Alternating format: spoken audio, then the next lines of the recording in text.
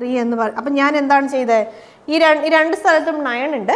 So ഞാൻ ഈ രണ്ട് 9നെയും ഞാൻ കോമൺ ആയിട്ട് എടുത്തപ്പോഴാണ് എനിക്ക് 1 + 1/3 ഉണ്ട്. ഐതർ നിങ്ങൾക്ക് ഇങ്ങനെ ചെയ്യാം, ഇല്ലെങ്കിൽ 9ന്റെ 1/3 കണ്ടുപിടിക്കാം. 9ന്റെ 1/3 3 ആണ്. സോ സോൾവ് ചെയ്യുമ്പോൾ എനിക്ക് എന്ത് കിട്ടി, 12 കിട്ടി.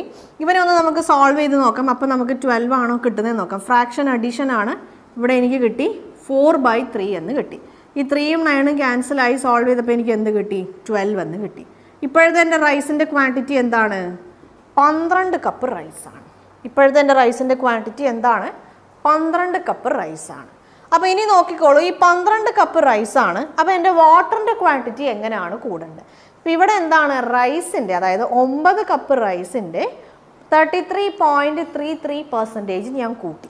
അപ്പോൾ ഇവിടെയും ഞാൻ എന്താണ് ചെയ്യേണ്ടത്, 18 കപ്പിൻ്റെ